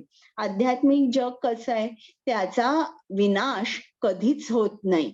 आणि इकडे मात्र हे जे भौतिक जग आहे त्याचा एकसारखं ते प्रकट होत असतं, त्याचा प्रलय होतो, तर हे चालू राहतं. पण हे जे आध्यात्मिक जग आहे त्याचा कधीच विनाश होत नाही. आता त्याच्या पुढे जे 21 आहे श्लोकामध्ये, त्यात त्यांनी आपलं आध्यात्मिक जग कसं आहे त्याचं सुरेख वर्णन केलंय. तर ते जे तात्पर्य आहे ना, अनुवाद झाल्यानंतर, कुमुद माताजी तुमच्याकडे पुस्तक आहे का? माझ्या याच्यात पेज 315 आहे, तर ते वाचायचं आहे. ब्रह्मसंहितेमध्ये प्रथम श्लोक वाचा, मग अनुवाद संगीता माताजी वाचतील आणि मग तुम्ही परत तात्पर्य वाचा. माताजी कोणचा 21. श्लोक? 21. हा, येस. अव्यक्तोऽक्षरेत्युक्तः तमाहु परमां गतिं यं प्राप्य न निवर्तन्ते तद्धाम परमं मम. हरे कृष्णा. वेदांती ज्याचे अव्यक्त आणि अक्षर म्हणून वर्णन करतात, जे परमलक्ष म्हणून जाणले जातात, ज्या स्थानाची प्राप्ती झाल्यावर मनुष्य पुन्हा कधीच परतून येत नाही, तेच माझे परमधाम होय. हरे कृष्ण. आता मला फक्त एक दोन लाईन्स मी एक दोन वाक्य सांगते, मग कुमुद माताजी वाचतील. बघा, जेव्हा एखादा खूप श्रीमंत माणूस असतो, मग ऍक्टर असू दे, बिझनेसमॅन असू दे किंवा मोठा सायंटिस्ट असू दे, तर आपल्याला त्याच्यामध्ये त्यांच्या जीवनाबद्दल कुतूहल असतं. हे कसे राहतात, काय खातात, कुठली गाडी वापरतात, कसा प्रवास करतात, त्यांची लाईफस्टाईल कशी आहे. तर त्याचप्रमाणे कृष्ण सुद्धा तो आपल्या म्हणजे आपण पृथ्वीवरची सगळ्या माणसांनी पैसे जरी जमवले तरी त्याची किंचित सुद्धा बरोबरी कृष्णाच्या संपत्तीकडे होऊ शकणार नाही. तर इतका तो श्रीमंत आहे. तो या पूर्ण ब्रह्मांडांचा काय अनेक कोटी ब्रह्मांडांचा तो स्वामी आहे. तर नॅचरली आपल्याला असं आपल्यामध्ये इच्छा आहे, कृष्णा तू कुठे राहतोस, कसा राहतोस, मला तिकडे येता येईल का, मला तुझ्या जगाबद्दल आणि माहिती दे. म्हणून इकडे हा जो 21वा श्लोक आहे तो आपण जे त्याचं तात्पर्य आहे ते आता आपण ऐकूया. गोलोक वृंदावन कसं आहे. श्रील प्रभुपाद म्हणतात, गोलोक वृंदावन म्हणजे every step is a dance and every word is a song. आणि आपल्याला नॅचरली हे वाचून आपण आकर्षित झालो पाहिजे, हो मला गोलोक वृंदावनात जायचंय. तर म्हणून मी आता कुमुद माताजींना सांगते की याचं तात्पर्य वाचा.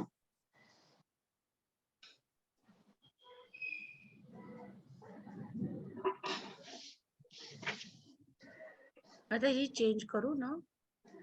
हा करू शकता ना. 21 वर जा. या.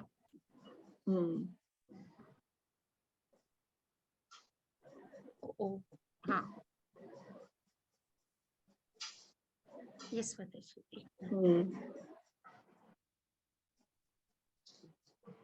ब्रह्मसंहितेमध्ये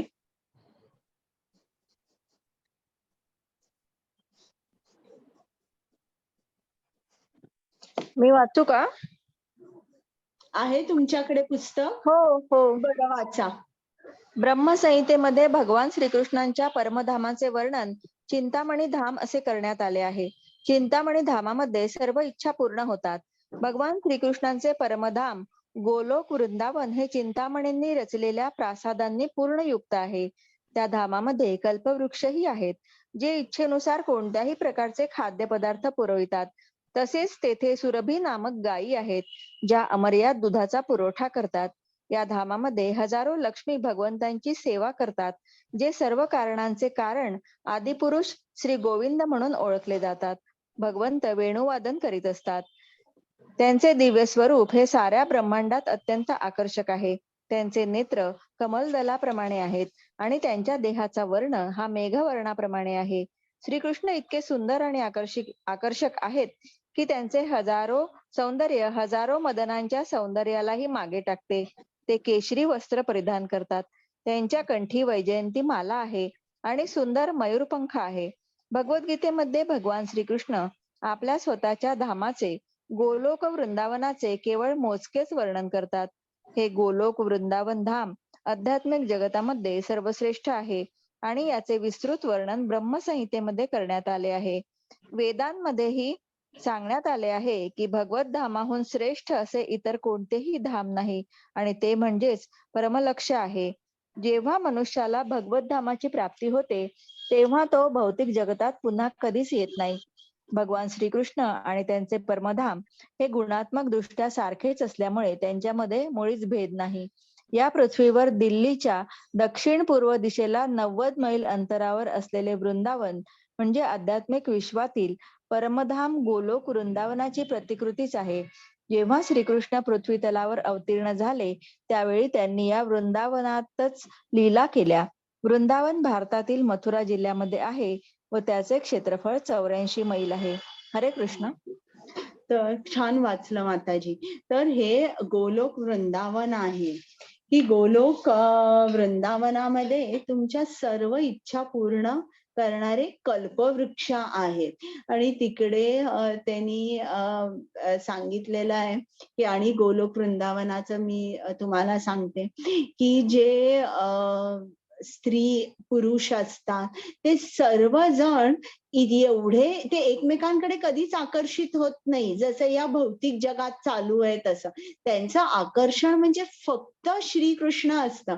ते श्रीकृष्णाच्या सेवेमध्ये इतके मग्न असतात की समजा जर भागवतम मध्ये वर्णन दिलेलं आहे की ते विमानातून जेव्हा चाललेले असतात आणि एक सुंदर वारा फुलांचा सुगंध घेऊन येतो, तेव्हा ते वाऱ्याला सुद्धा नावं ठेवतात की आम्ही कृष्णाची सेवा करण्यासाठी चाललो आहोत, पण तू मध्येच हा सुगंध आणून तू आम्हाला का इकडे थांबवायचा प्रयत्न करतोयस. म्हणजे अशा तऱ्हेचे त्यांचे भाव असतात. पूर्ण कृष्णपरायण झालेले असतात. त्यांना फक्त कृष्ण कृष्णच हवा असतो. आणि तिकडे जे प्राणी असतात, एखादा वाघ असेल, वाघाच्या बाजूला शेळी किंवा गाय बसलेली असते आणि त्यांना भय अजिबात नसतं. त्या गायीला किंवा शेळीला वाघाचं भय अजिबात नसतं. पण कृष्ण जे काय खातो तेच सर्वजण खातात. इकडे कसं आहे, इकडे असं नाहीये की वाघ जो असतो तो शेळीला खातो, तो गायीला मारे, पण गोलोक वृंदावनामध्ये तसं नाहीये. तर खूप छान भागवतम मध्ये वर्णन दिलंय. आणि इकडे सुद्धा इकडे अगदी संक्षिप्त वर्णन दिलेलं आहे की गोलोक वृंदावन कसं आहे. तर श्रील प्रभुपाद म्हणतात की हे वाचून आपण आकर्षित झालो पाहिजे, पण आपण आकर्षित होत नाही. आता समजा जर मी तुम्हाला स्लाइड्स दाखवल्या, स्वित्झर्लंडच्या स्लाइड्स दाखवल्या, ऑस्ट्रेलिया, न्यूझीलंड किंवा आणि युरोप स्लाइड्स दाखवल्या, तर आपल्याला लगेच वाटतं अरे किती सुंदर आहे, किती स्वच्छ आहे, किती मोठमोठे पर्वत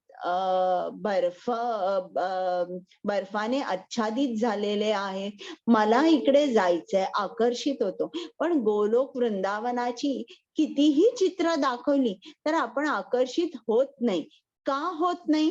कारण आपल्यामध्ये अनर्थ असतात, आपली चित्तशुद्धी झालेली नसते, म्हणून आपण आकर्षित होत नाही. तर गोलोक वृंदावना जाण्यासाठी आपल्याला किती पैसे द्यावे लागतात, काय करावं लागतं? तर फक्त एकच आहे की आपण कृष्णाच्या अनन्य भक्तीमध्ये स्थित झालं पाहिजे. आणि हेच गोलोक वृंदावनाला जाण्याचं तिकीट आहे. आता आपण पुढचं बघूया.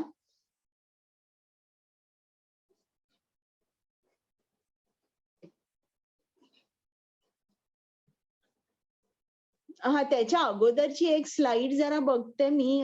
हे नाही हा, तर इकडे त्यांनी सांगितलंय की जे भौतिक जग आहे त्याच्यापेक्षा कृष्णाचं जग कसं वेगळं आहे. तर जे कृष्णाचं आध्यात्मिक जग आणि कृष्ण हे एकच आहेत. त्यांच्यामध्ये आपण सांगू शकत नाही की कृष्णाचा धाम म्हणजेच कृष्ण आहे. मग त्याच्यानंतर हे समजण्यासाठी आता आपल्याला समजत नाही, पण जसं जसं आपण आपली भक्ती वाढत जाते तेव्हा आपल्याला समजतं की कृष्ण आणि कृष्णाचं नाम, कृष्ण आणि कृष्णाचं रूप, कृष्ण आणि कृष्णाचं धाम, कृष्ण आणि कृष्णाची लीला हे भिन्न भिन्न नाहीयेत, हे एकच आहे. मग गोलोक वृंदावनामध्ये जन्म मृत्यू असं अजिबात नाहीये. आपल्याला तिकडे मृत्यूच येत नाही, जन्म मृत्यूच्या पलीकडे आपण जातो. मग कृष्णाची जी आध्यात्मिक कृष्णाची जी पराशक्ती आहे ती कशी आहे, ती या अपराशक्तीपेक्षा खूप वेगळी आहे. किंवा तिकडे जी शक्ती आहे योग माया, आणि ही जी शक्ती आहे या भौतिक जगातली तिला महामाया म्हणतात. तर योग माया जी आहे ती आपल्याला एकसारखी कृष्णाचं स्मरण करून देत असते, एकसारखी. आणि जी महामाया आहे म्हणजे इकडे, ही आपल्याला कृष्णाच्या विस्मरणात नेहमी टाकायचा प्रयत्न करत असते. म्हणून 3 गुणांनी ती आपल्याला बांधते आणि आपली ओढ भौतिकाकडे असते आणि अगदी नॅचरली आपल्याला कृष्णाचं विस्मरण होतं. तर हे जे आहे हे त्यांनी कृष्णाची शक्ती, इंटरनल एनर्जी म्हणजे योगमाया, आणि एक्सटर्नल किंवा बाह्य शक्ती म्हणजे महामाया. मग त्याच्यानंतर ज्याप्रमाणे इकडे दुःखालयम आहे, तर तिकडे कृष्णाचं जे जग आहे ते सुखालयम आहे, तिकडे आनंद आहे. आणि आनंद कसा आहे की तो आनंद न संपणारा आहे, किंवा तो आनंद वाढणारा आनंद आहे, अनलिमिटेड ब्लेस. आणि त्याचं लोक असं आहे की जिकडे तुमच्या सर्व काही इच्छा पूर्ण होतात. मग तिकडे सर्व आकर्षण किंवा सर्वांना आकर्षित करणारा कोण आहे, स्वतः श्रीकृष्ण तिकडे आहे. आता कृष्ण आपल्या नेत्रांना, जे भौतिक नेत्र आहेत त्या नेत्रांना तो दिसत नाही किंवा तो अदृश्य असतो आपल्यासाठी. मग आपल्याला जर कृष्णाला बघायचं असेल तर आपल्या डोळ्यामध्ये कृष्ण प्रेमाचं काजळ जेव्हा आपण टाकतो, म्हणजे कृष्णमय जेव्हा आपण होतो, तेव्हाच आपण कृष्णाला बघू शकतो. आणि आता इकडे कसं असतं आपलं हे जे जग असतं, मी तुम्हाला आत्ताच सांगितलं, ब्रह्मदेवाचा जो एक कल्प असतो, म्हणजे त्याचा एक दिवस पूर्ण झाला की रात्र सुरू झाली की हे जग त्याच्यामध्ये विलीन होतं, परत प्रकट होतं. मग ब्रह्मदेवाची 100 वर्ष पूर्ण झाली की हे जे जग आहे हे काय होतं, हे पूर्ण महाविष्णू मध्ये विलीन होतं. तर तिकडे हे जे आध्यात्मिक जग आहे त्याचं प्रकट अप्रकट असं काही होत नाही, ते जसं आहे तसंच राहतं. आणि हे जे कृष्णाचं धाम आहे हे परमधाम आहे, आणि या धामापासून परत कोणीही पृथ्वीवर येत नाही, किंवा या भौतिक जगामध्ये कोणीही परत जन्म घेत नाही. आता नेक्स्ट आपलं सेक्शन आहे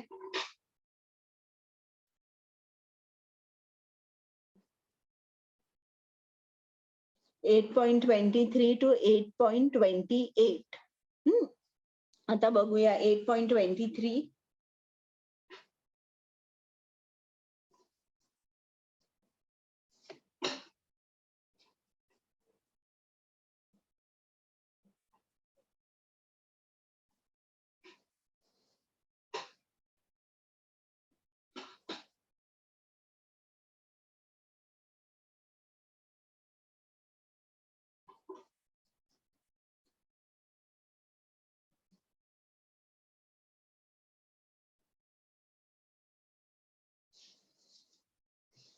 कुमुद माताजी वाचता का? येस माताजी. यत्र काले त्वनावृत्तिम आवृत्तिम चैव योगिनः प्रयाता यान्ति तं कालम वक्ष्यामि भरतर्षभ. हरे कृष्णा. हे भरतश्रेष्ठा, आता ज्या वेगवेगळ्या काळी योग्याने या जगतातून प्रयाण केले असता तो परतून येतो अथवा येत नाही याचे मी तुला वर्णन करतो. हरे कृष्ण माताजी. तर आता आपल्याला याच्यामध्ये कृष्ण सांगणार आहे की उत्तरायण दक्षिणायन याच्यामध्ये एखाद्या योगीने आपला देहत्याग केला तर मग तो कुठे जातो, ते आपण आता ऐकूया. 8.24. 24वा श्लोक ना माताजी. हा, 24. येस. ओके. येस. अग्निज्योतिरः शुक्लः षण्मासा उत्तरायणम् तत्र प्रयात गच्छन्ति ब्रह्मविदो जनाः. हरे कृष्णा माताजी. जे परब्रह्माला जाणतात ते अग्निदेवतेच्या प्रभावामध्ये, प्रकाशामध्ये, दिवसाच्या शुभ लक्षणी, शुक्ल पक्षामध्ये अथवा सूर्य जेव्हा उत्तरायणात असतो त्या 6 महिन्यांमध्ये या भौतिक जगतात मृत्यू झाल्यावर परब्रह्माची प्राप्ती करतात. हरे कृष्ण माताजी. बघा, आता उत्तरायण काळ म्हणजे साधारणपणे जानेवारी महिन्यापासून ते जुलै महिन्यापर्यंत. तर उत्तरायणामध्ये हे जे अष्टांग योगी, काही अष्टांग योगी जेव्हा देहत्याग करतात तेव्हा ते कुठे जातात? ते ब्रह्मज्योतीमध्ये विलीन होतात. आता समजा जर एखादा अष्टांग योगी जर कृष्ण पक्षामध्ये दक्षिणायन किंवा रात्री जर त्यांनी देहत्याग केला तर तो कुठे जातो? की तो चंद्रलोकावर जातो. तिकडे अनेक वर्ष सुख उपभोगतो आणि मग परत या पृथ्वी लोकावर तो जन्म घेतो. तर अशा तऱ्हेने त्यांनी वेगवेगळ्या तऱ्हेने सांगितलेलं आहे की कुठे गेल्यावर आपण परत कसं येतो. पण हे जे सांगितलेलं आहे हे फक्त योग्यांसाठी सांगितलेलं आहे, जे अष्टांग योगी आहेत त्यांच्यासाठी. परंतु जो कृष्णाचा शुद्ध भक्त असतो त्याला हे लागू पडत नाही. त्यांनी कधीही देहत्याग केला, उत्तरायण, दक्षिणायन, सकाळ, रात्र, कधीही त्यांनी देहत्याग केला तर तो फक्त आणि फक्त तो वैकुंठात किंवा गोलोक वृंदावनातच जातो. तर हे भक्ताला लागू नाहीये. 8.25. येस माताजी. धूमो रात्रिस्तथा कृष्णः षण्मासा दक्षिणायनम् तत्र चान्द्रमसं ज्योतिः योगी प्राप्य निवर्तते. हरे कृष्णा. धूर, रात्र, कृष्ण पक्ष किंवा दक्षिणायनामध्ये जो योगी मरण पावतो तो चंद्रलोकाची प्राप्ती करतो, परंतु तो पुन्हा परत येतो. हरे कृष्ण माताजी. म्हणजे ते इकडे सांगितलेलं आहे तात्पर्यामध्ये की चंद्रलोकावर ते साधारणपणे 10,000 वर्षे, कुठली 10,000 वर्षे? देवतांचं जे वर्ष आहे ते, म्हणजे आपले 6 महिने पृथ्वीवरचे म्हणजे स्वर्ग लोकाचा 1 दिवस होतो. तर अशा तऱ्हेने हे जे सिद्धी अष्टांग योगी आहे ते देवतांच्या गणने अनुसार 10,000 वर्षे चंद्रलोकावर वास करतात, सोमरसाचं पान करतात आणि जीवनाचा उपभोग घेतात. पण परत ते पृथ्वीवर त्यांना जन्म घ्यावा लागतो. पुढचा 8.26 आता आपला होत आलाय अध्याय. 2-3 श्लोक आहेत. येस माताजी. पुढे मी पुढचं स्क्रोल करते. एक मिनिट माताजी. ओके. 26वा श्लोक. शुक्ल कृष्णे गती येते जगत शाश्वती मते एकया यात्यनावृत्तिम अन्यया वर्तते पुनः. हरे कृष्णा. वैदिक मतानुसार प्रकाशमय आणि अंधकारमय असे या जगतातून प्रयाण करण्याचे 2 मार्ग आहे. जेव्हा मनुष्य प्रकाशमय मार्गातून प्रयाण करतो तेव्हा तो परत येत नाही, परंतु जेव्हा अंधकारमय मार्गातून प्रयाण करतो तेव्हा तो परत येतो. हरे कृष्ण. बघा आता इकडे 3 तऱ्हेचे भक्त दाखवलेले आहेत किंवा 3 तऱ्हेची माणसं आपण म्हणूया जी साधना करत आहे. जे योगी आहेत म्हणजे अष्टांग योगी, ज्ञानी, ते जेव्हा दिवसामध्ये देहत्याग करतात तेव्हा ते आत्मज्योतीमध्ये विलीन होतात. इकडे दिवसाचा अर्थ असाही होतो की ज्यांना ज्ञान आहे, ज्यांना आध्यात्मिक ग्रंथ ज्यांनी वाचलेले आहेत, शास्त्राचं ज्ञान आहे असंही म्हणू शकतो आपण. त्यांना काय मिळतो रिझल्ट? त्यांना ते ब्रह्मज्योतीमध्ये विलीन असतात. जे कर्मकांडी असतात ते इकडे इन डार्कनेस म्हटलंय म्हणजे काय, जरी त्यांचा जन्म, जरी त्यांनी देहत्याग रात्री केला तरी मुख्य याचं हे जाणा की ते अज्ञानी आहेत. ते कृष्णापर्यंत पोहोचलेलेच नाहीये आणि त्यांना काय आहे, त्यांना एक त्यांची इच्छा आहे, खूप इच्छा आहे की मला खूप चांगल्या ठिकाणी जायचंय जिकडे तुम्हाला जरा आणि व्याधी याचा त्रास खूप कमी होतो, जिकडे खूप एन्जॉयमेंट असते. म्हणून त्यांना म्हटलेलं आहे इन डार्कनेस, म्हणजे असं बघायला गेलं तर रात्री जरी त्यांनी देहत्याग केला तरी ते जीवनभर ते अज्ञानातच असतात आणि कृष्णाच्या विस्मरणात. म्हणून ते कुठे जातात, परंतु कर्म ते चांगले करतात म्हणून त्यांना स्वर्ग लोक किंवा उच्च ग्रहांवर वास मिळतो. पण जो कृष्णाचा भक्त असतो कुठल्याही वेळी त्यांनी देहत्याग केला तो नेहमी ज्ञानातच असतो. त्याच्यामुळे दिवस रात्र याचा फरक त्याच्यावर पडत नाही आणि तो कृष्ण लोकात किंवा गोलोक वृंदावन किंवा वैकुंठ लोकाची त्याला प्राप्ती होते. आता पुढे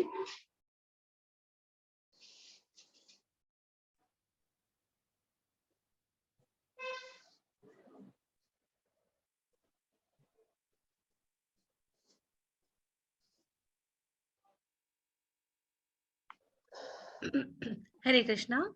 नैते श्रुति पार्थ जानन् योगी मुह्यति कश्चन तस्मात् सर्वेषु कालेषु योगयुक्तो भवार्जुन. हरे कृष्ण माताजी. हे अर्जुना, भक्त जरी हे दोन्ही मार्ग जाणत असले तरी ते कधीच मोहित होत नाहीत. म्हणून तू सदैव भक्तीमध्ये युक्त हो. हरे कृष्ण. म्हणजे इकडे कृष्ण अर्जुनाला काय सांगतो की शुद्ध भक्त कसे असतात, ते कशानेही मोहित होत नाही, पण त्यांच्या मनामध्ये कामनाच नसते. त्यांना फक्त माझ्या सेवेमध्ये रममाण व्हायचं असतं, त्याने इतर काही नको असतं. त्याच्यामुळे हा लोक पाहिजे, तो लोक पाहिजे अशी त्यांची इच्छा नसते. त्यांची एकच इच्छा असते, कृष्णा मला तुझी सतत सेवा करायची आहे, त्याच्यामध्ये कुठेही इंटरप्शन नकोय. तू कुठल्याही लोकावर मी कधीही का देहत्याग करू दे याचं महत्व नाहीये. महत्व काय आहे, मला तुझी सेवा मिळायला पाहिजे. आता पुढचा श्लोक, शेवटचा श्लोक आहे. येस माताजी म्हणले. वेदेषु यज्ञेषु तपःसु चैव दानेषु यत् पुण्यफलं प्रदिष्टम् अत्येति तत्सर्वम् इदं विदित्वा योगी परं स्थानम् उपैति चाद्यम्. हरे कृष्णा माताजी.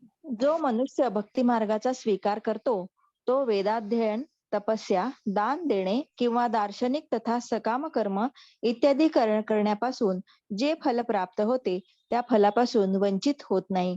केवळ भक्तिपूर्ण सेवा केल्याने त्याला हे सर्व प्राप्त होते आणि अखेरीस त्याला परम शाश्वत धामाची प्राप्ती होते. हरे कृष्ण. तर आता इकडे बघा, अर्जुनाला असं वाटतंय की तो काय मोठा ज्ञानी नाहीये, तो अष्टांग योगी करू शकत नाही, कारण इकडे तो युद्धभूमीवर उभा आहे आणि कर्मकांडी आता तो नाहीये. तर त्याला असं वाटतं की एक अष्टांग योगी किंवा ज्ञान योगी, कर्मयोगी याचं फळ त्याला कसं मिळू शकेल, किंवा त्यांनी फक्त भक्ती केली तर ती पुरेसी आहे का? कारण ती इतकी सुलभ आहे की त्याला असं वाटतं की मग ही लोक अष्टांग योगी जे योग करताय हे किती अगदी प्रबळ आहेत. यांनी आपली इंद्रिय सगळी भौतिकापासून बंद केलेली आहेत, एकांतात आहेत, तर निश्चितच यांना खूप मोठं फळ मिळेल. ज्ञान योगी जे शास्त्र उघडून बसलेले आहेत, वाचन करत आहेत, त्यांना सुद्धा खूप मोठं फळ मिळेल.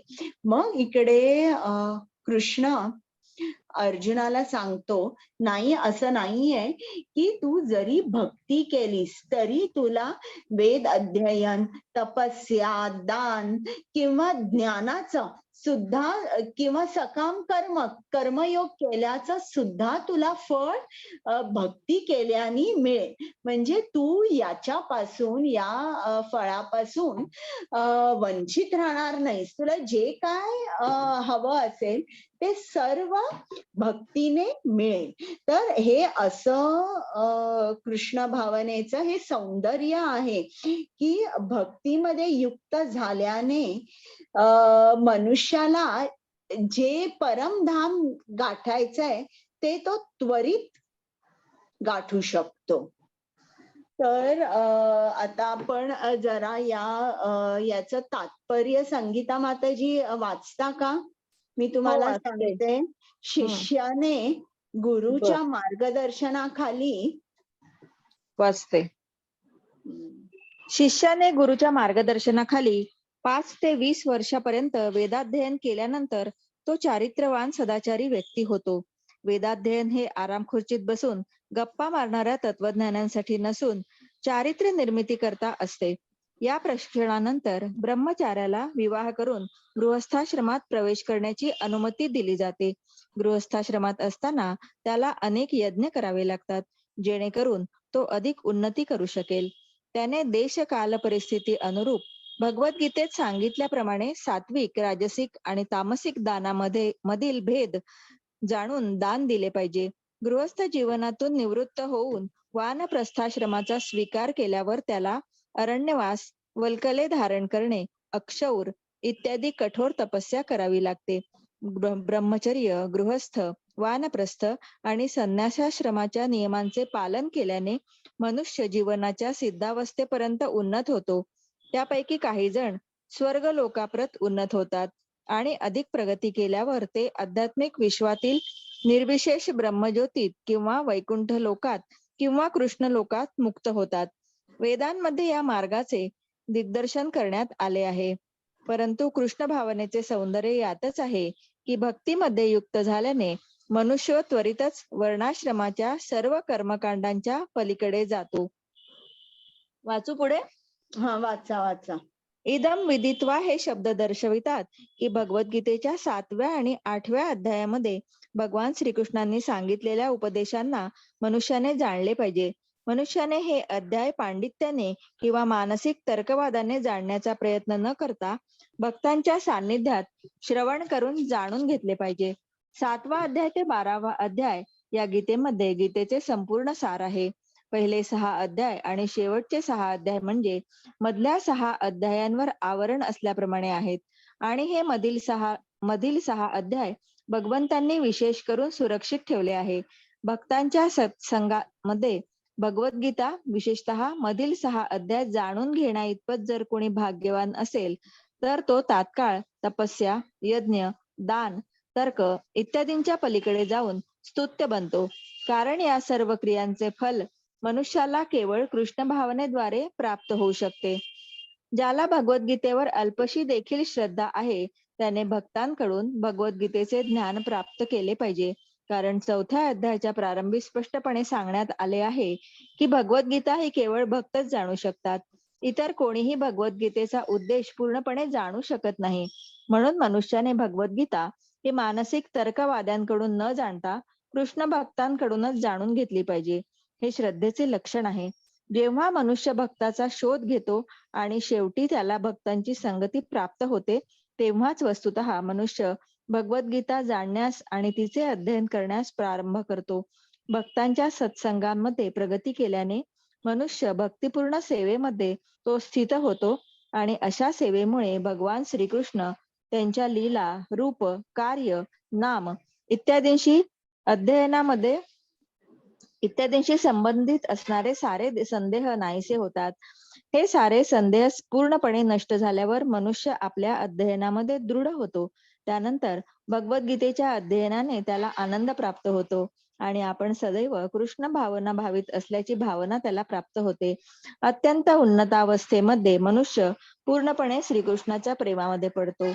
जीवनाच्या या परमोच्च सिद्धावस्थेमुळे मनुष्याला श्रीकृष्णाच्या आध्यात्मिक विश्वातील धामाची, गोलोक वृंदावनाची प्राप्ती होते आणि त्या ठिकाणी भक्त नित्य आनंदमयी होतो.